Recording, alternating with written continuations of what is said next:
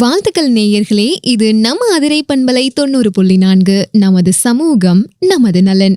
இன்னைக்கு நம்ம நிகழ்ச்சியில ஸ்பெஷலா மூத்த குடிமக்களுக்கான பாதுகாப்பை உறுதி செய்யக்கூடிய வகையில நிகழ்ச்சியில இணைந்திருக்காங்க தேசிய இணையவெளி பாதுகாப்பு மற்றும் ஆராய்ச்சி தலைவர் அசோகன் கணபதி அவர்கள். என்னோட பேர் அசோகன் கணபதி. தேசிய இணையவெளி பாதுகாப்பு மற்றும் ஆராய்ச்சி மையத்தின் தலைவராக இருக்கேன்.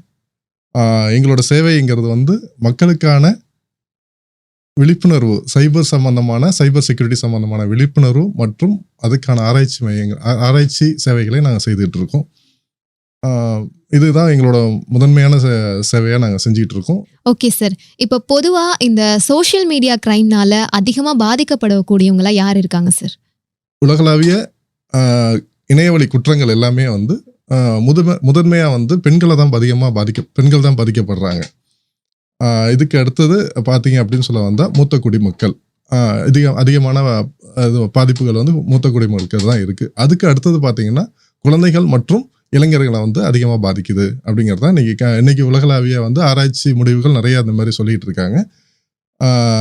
இதுதான் இன்னைக்கு நடக்கிறது. இதில் மூத்த குடிமக்கள் அப்படிங்கிற பட்சத்தில் என்னன்னு பார்த்தீங்க அப்படின்னு சொல்ல வந்தால், மூத்த குடிமக்கள் அப்படிங்கிறவங்க பார்த்தீங்கன்னா அதிகபட்சமாக பார்த்தீங்கன்னா ஒரு கவர்மெண்ட் அஃபீஷியல், ரிட்டையர்டு கவர்மெண்ட் அஃபீஷியலாக இருப்பாங்க. அப்படி இல்லைன்னா நிறையா உழைச்சி ஒரு ஒரு ப்ராப்பர்ட்டிஸ் நிறைய இருக்கக்கூடிய சூழ்நிலையில் அவங்க இருக்கும்போது அவங்கள்ட்ட தான் நிறையா ஃபினான்ஷியல் ஃப்ராட் பண்ணுறதுக்கான சோர்சஸ் நிறையா இருக்கும். இதில் முக்கியமான காரணம் என்னன்னு கேட்டிங்கன்னா, சீனியர் சிட்டிசன் எல்லாருமே தனிமைப்படுத்தப்பட்டவர்களாக தான் இன்னைக்கு காலகட்டத்தில் இருக்காங்க. அப்படிங்கிற பட்சத்தில் அவங்கள ஈஸியாக குற்றவாளிகள் இணையவழி குற்றவாளிகள் என்ன பண்ணுறாங்கன்னா அவங்கள ஈஸியாக ரீச் பண்ணி அவங்கள்ட்ட நிறையா ஃபினான்ஷியல் ஃப்ராட் பண்ணுறதுக்கான சான்சஸ் நிறையவே இருக்குது.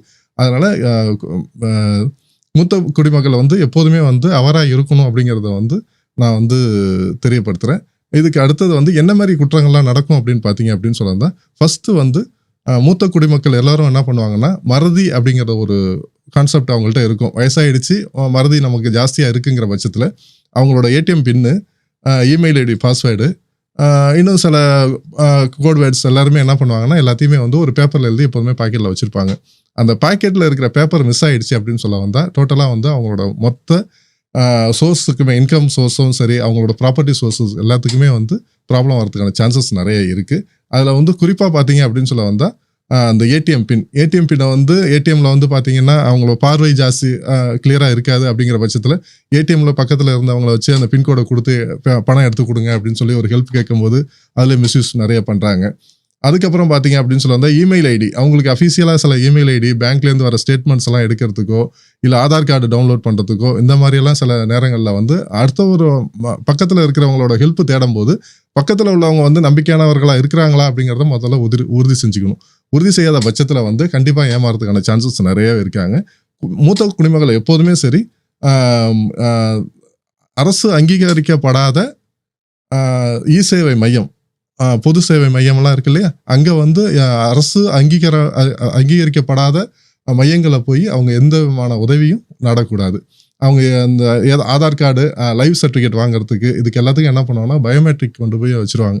பயோமெட்ரிக் வைக்க போகும்போது பார்த்தீங்க அப்படின்னு சொல்லுவாங்க அதை குளோனிங் பண்ணி அதுலேருந்து அவங்களோட பேங்க்லேருந்து அமௌண்ட் எடுக்கிறதுக்கான சான்சஸ் நிறையவே இருக்குது. அதுலேயும் சேஃபாக இருந்துக்கணும் குடிமக்கள் அப்படிங்கிறது ஒன்று. ரெண்டாவது என்னன்னு கேட்டிங்கன்னா, இந்த ஆதார் கார்டு, பேன் கார்டு எல்லாமே பார்த்தீங்கன்னா ஒரு செட் ஆஃப் ஜெராக்ஸ் எப்போதுமே பாக்கெட்டில், பர்ஸில், பேக்கில் வச்சுருப்பாங்க. ஏன்னா சேஃப்டி, அடிக்கடி போய் எடுக்க முடியாது அப்படிங்கிற பட்சத்தில் எடுப்பாங்க.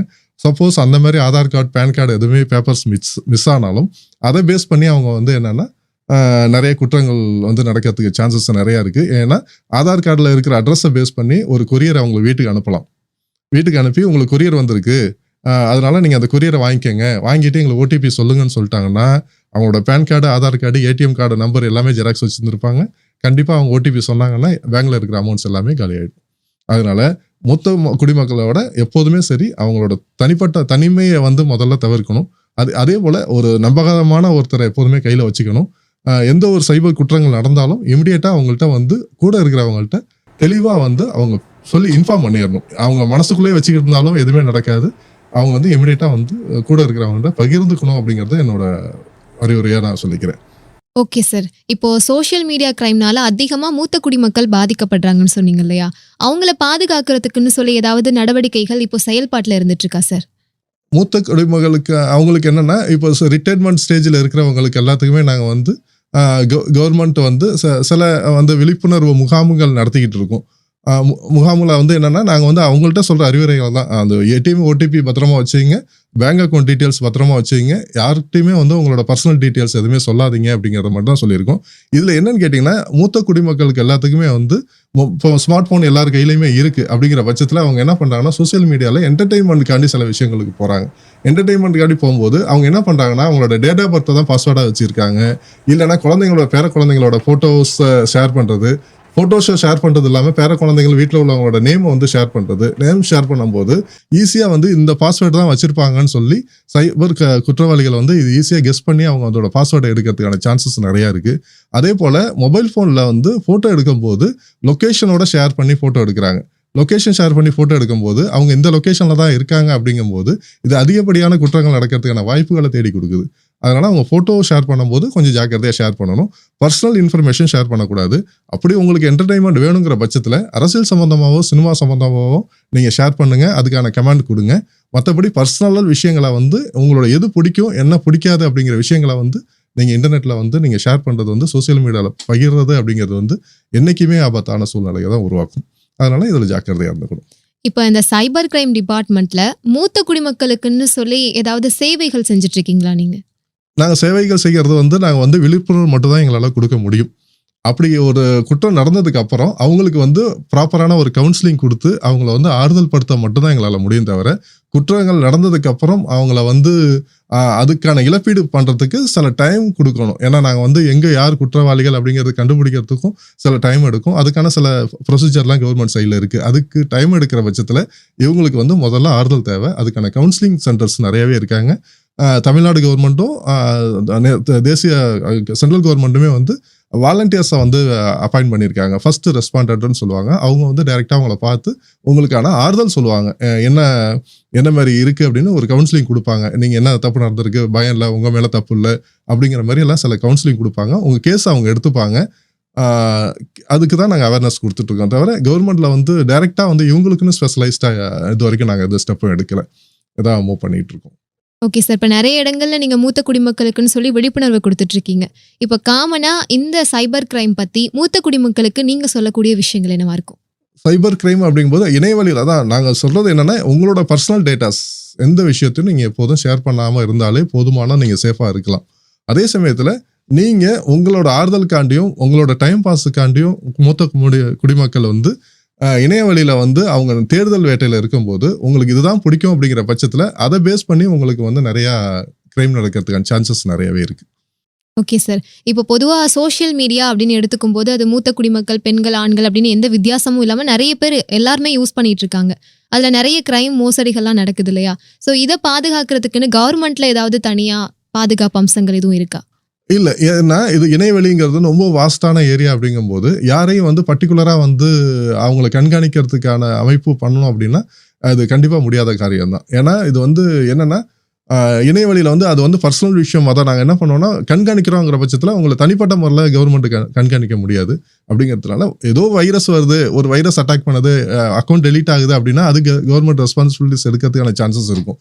ஆனால் உங்கள் அக்கௌண்ட்டை யாரோ ஹேக் பண்ணுறாங்க, உங்களோட இன்ஃபர்மேஷன் யாரோ மிஸ்யூஸ் பண்ணுறாங்க அப்படின்னா உங்களோட பாஸ்வேர்டு நீங்கள் ஸ்ட்ராங்காக கொடுக்காதான் காரணமாக இருக்கும். தவிர மற்றபடி கவர்மெண்ட் இதுக்கு என்ன அட்வைஸ் மட்டும் தான் பண்ண முடியும். தவிர வேறு இது வந்து எதுவுமே பண்ண முடியாது.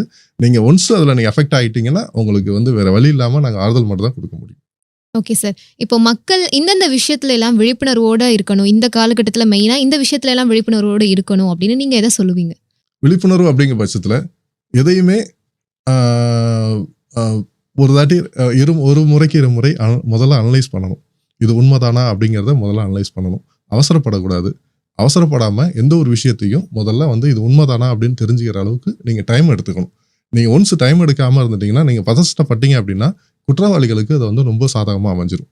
முதல்ல எந்த ஒரு ஃபோன் கால்ஸ் வந்தாலும் சரி, இல்லை கொரியர் வந்தாலும் சரி, முதல்ல இது நமக்கு வந்ததா உண்மைதானா எங்கேருந்து வந்திருக்குன்னு ஃபஸ்ட்டு முதல்ல அனலைஸ் பண்ணணும். ஃபேஸ்புக்கில் ஒரு மெசேஜ் வருது, ஒரு லிங்க் வருதுன்னா அதை கிளிக் பண்ணுறதுக்கு முன்னாடி இது நமக்கு தேவையானு பண்ணணும். இன்றைய காலகட்டத்தில் வந்து யாரும் எக்காரணத்தை கொண்டும் ஒரு நிமிஷம் கூட நமக்காண்டி யாரும் செலவு பண்ண மாட்டாங்க. அப்படி இருக்கிற பட்சத்தில் நமக்கு வந்து இலவசமாக யாரும் எந்த பொருளும் கொடுக்கறதுக்கான வாய்ப்புகள் ரொம்ப கம்மி. அந்த இலவசங்கிற வாய்ப்பு நமக்கு கிடைக்குது அப்படிங்கிறதுனால அதை போய் எதுவுமே கிளிக் பண்ணிடாதீங்க.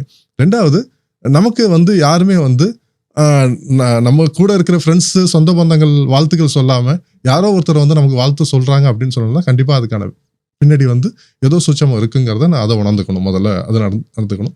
அதனால் மேக்ஸிமம் வந்து அவங்க வந்து ஃப்ரீங்கிறது கான்செப்டை வந்து மறந்துடணும். எப்போதுமே ஒரு gift வந்தாலும் ஃப்ரீயாக வந்தாலும் சரி, ஒரு இமெயில் வந்து உங்களுக்கு இதை கிளிக் பண்ணுங்க அப்படிங்கிற மாதிரி இருந்தாலும் கஷ்டம். ஃப்ரீ ரீசார்ஜ் பண்ணுறேன் அப்படிங்கிற மாதிரி வரும்.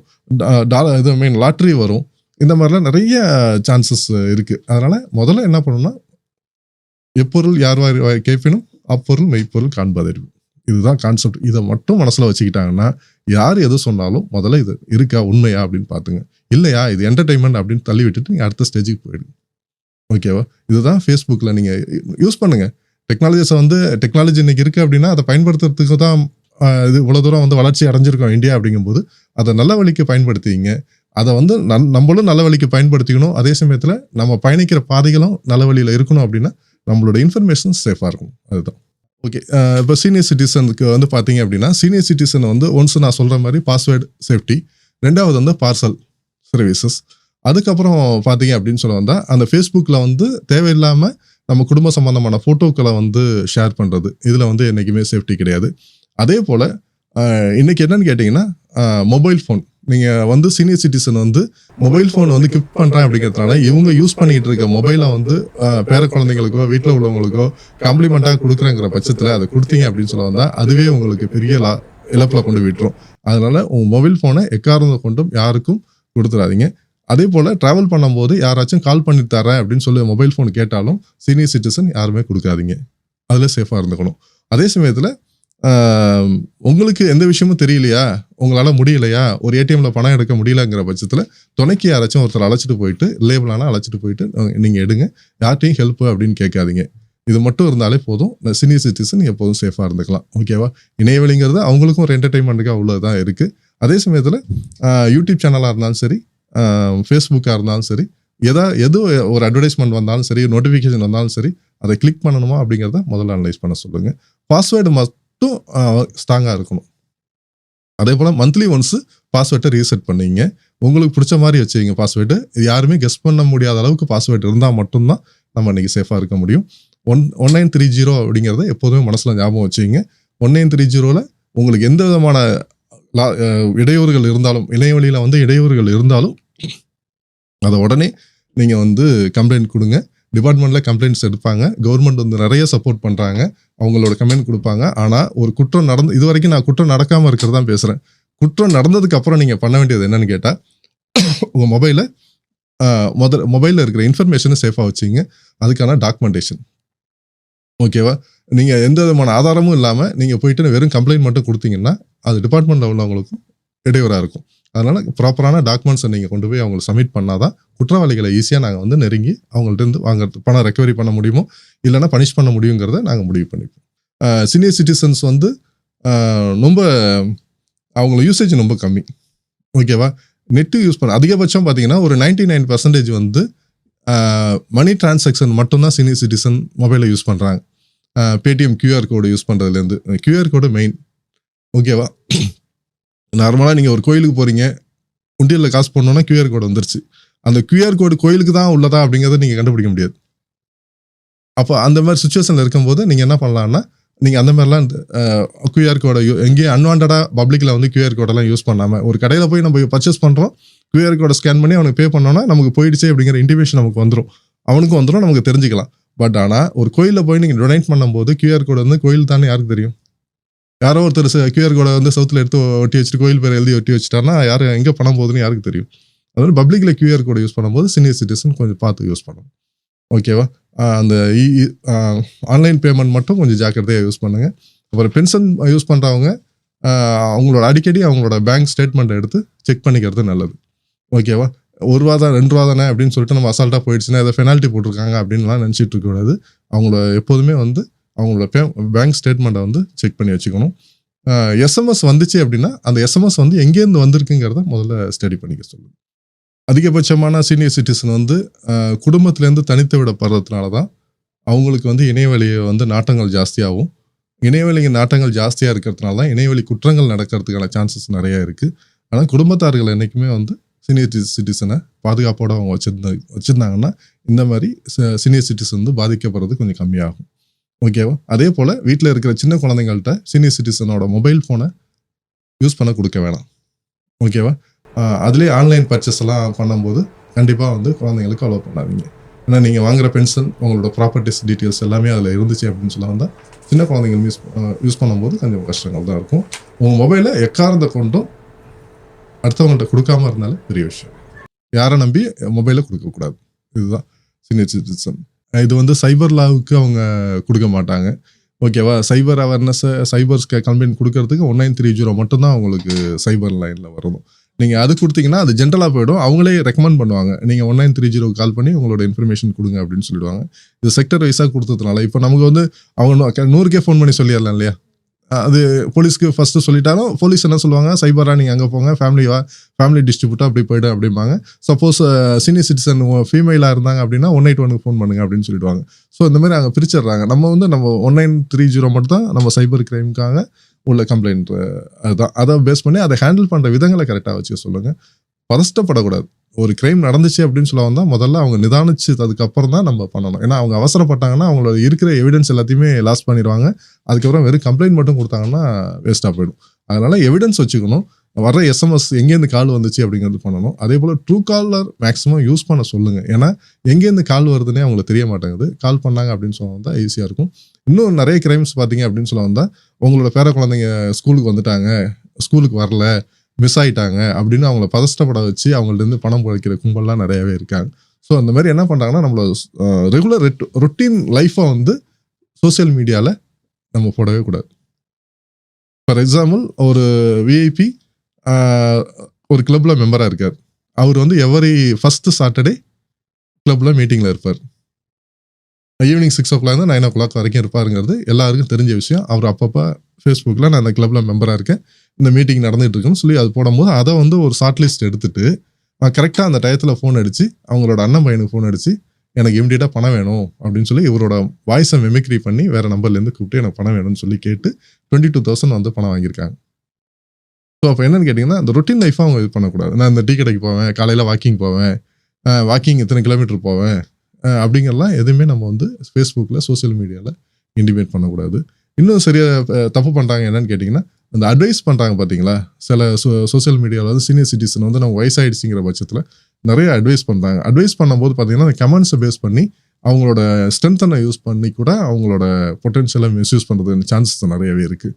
ஓகேவா? அதுக்கப்புறம் அந்த எம்எல்எம் குரூப்பு இந்த மாதிரிலாம் மிஸ்யூஸ் பண்ணாங்க. அதே போல் அந்த ஃப்ரீயாக இருக்கீங்களா, ஜாப், ஆன்லைன் ஜாப், அது நிறைய ஃப்ராட் நடந்துகிட்டே இருக்குது. ஆன்லைன் ஜாப்னா நமக்கு ரிட்டையர்ட் ஆகிட்டோம், வீட்டில் தானே இருக்கோம், ஆன்லைன் மார்க்கெட்டிங் தானே, ஆன்லைன் ஜாப் தானே, நம்ம பண்ணி கொடுக்கலாம் அப்படின்னு சொல்லிட்டு நிறைய பேர் பண்ணும்போது என்னென்னா ஃபஸ்ட் டைம் பண்ணிடுறாங்க. 2வது டைம் பண்ணும்போது நீங்கள் அடுத்தடுத்து பேமெண்ட் பண்ணால் தான் நாங்கள் வந்து அடிஷ்னலாக சேர்த்து கொடுப்போம் அப்படிங்கிற மாதிரிலாம் நிறைய இருக்குது. ஸோ அந்த மாதிரி வரணும். எதையுமே ஆன்லைன் ஜாப் அதான் சொன்னேன், நமக்காக ஒரு செகண்ட் கூட யாரும் ஹெல்ப் பண்ண மாட்டாங்க. அப்படி இருக்கிற பட்சத்தில் எப்படி வந்து பைசாவோ இல்லை வேறு எதுவும் சப்போர்ட் நமக்கு எப்படி பண்ணுவாங்கன்னு எதிர்பார்க்குறாங்க. ஃப்ரீயாக எதுவுமே கிடைக்காது ஆன்லைனில். அந்த ஃப்ரீங்கிறத மட்டும் மறந்துட்டாலே போதுமானது. ஓகே சார், இதுவரையும் இந்த சைபர் கிரைம் ரிலேட்டடாக மூத்த குடிமக்களுக்கு மெயினாக நிறைய விஷயங்கள் எங்கள் கூட ஷேர் பண்ணிங்க. இப்போ ஃபைனலாக அதிரை பண்பலை நேயர்களுக்கு நீங்கள் சொல்ல வரக்கூடிய தகவல்கள் என்ன? அதிரை பண்பலைகள் வந்து இன்னைக்கு நிறைய விஷயங்கள், அவேர்னஸ் விஷயங்கள் நிறைய சொல்லிகிட்டு இருக்காங்க. நீங்கள் கேளுங்க, அதிரை எஃப்எம் கேளுங்க. கேட்காதவங்களுக்கு நீங்கள் விஷயத்த சொல்லுங்கள், கேட்க சொல்லுங்கள், எஃப்எம் கேட்க சொல்லுங்கள். இது சமயம் இல்லாமல் ரோட் சேஃப்டி மேனேஜ்மெண்ட் மாதிரி தான் இதுவும். நில், கவனி, செல், கவனமாக பயணியுங்கள், இணையவழியில் கவனமாக பயணியுங்கள் அப்படிங்கிறத நான் சொல்லிக்கிறேன். தேசிய இணையவழி பாதுகாப்பு மற்றும் ஆராய்ச்சி மையத்திலேருந்து எனக்கு இந்த வாய்ப்பு கொடுத்த அதிரை எஃப்எம்முக்கு மிக்க நன்றி. இது போல் நிறைய விஷயங்களை நீங்கள் வந்து மக்களுக்கு, உங்கள் நேர்களுக்கு வந்து நிறைய விஷயங்களை நீங்கள் வந்து அவேர்னஸ் நிறைய கொடுக்கணும். எதிர்காலத்தில் நீங்களும் மேன்மேலும் வளரணும்.